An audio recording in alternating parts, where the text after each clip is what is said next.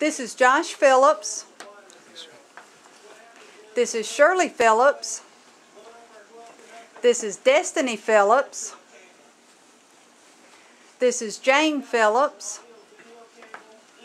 And this is Tony Phillips.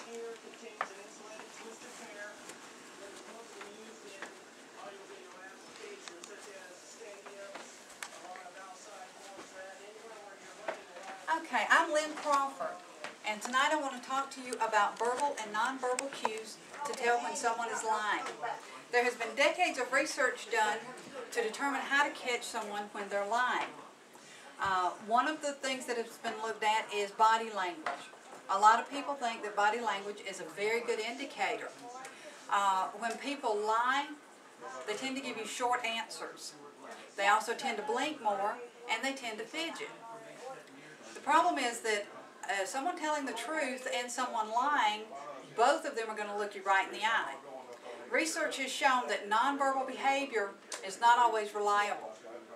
2,000 people were asked, how can you tell when someone is lying? They all gave the same number one answer. The person will avert their gaze.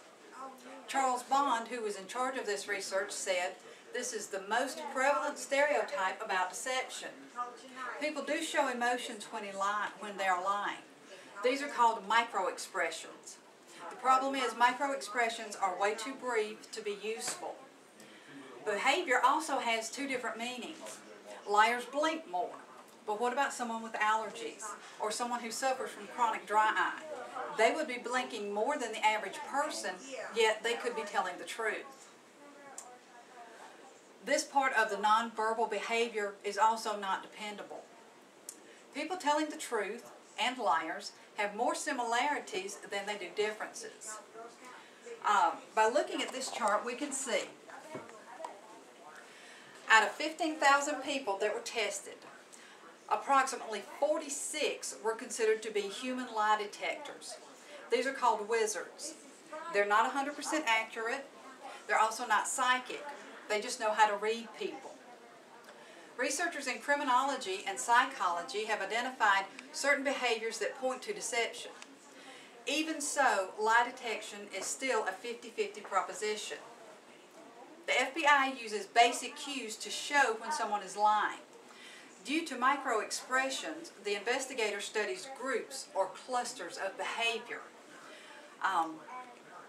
One of these is that a person that is lying, well, they'll increase eye contact. Now the problem is, everybody knows that an investigator looks at your eye contact to determine if you're telling the truth. So if you purposely increase your eye contact, you just voided that.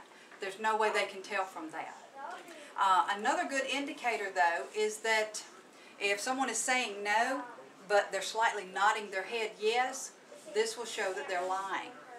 Research has also shown that when someone is comfortable talking to you, they tend to mimic your head and hand movements. If someone is not doing this, it's a sign of stress that could be caused by lying. Liars also tend to gloss over. If they're asked, say, what did they do today?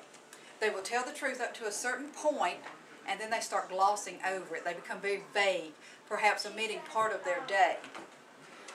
This is called text bridges. Some examples are, I don't remember, the next thing I knew, or shortly thereafter. Another stalling tactic is for the person to ask questions.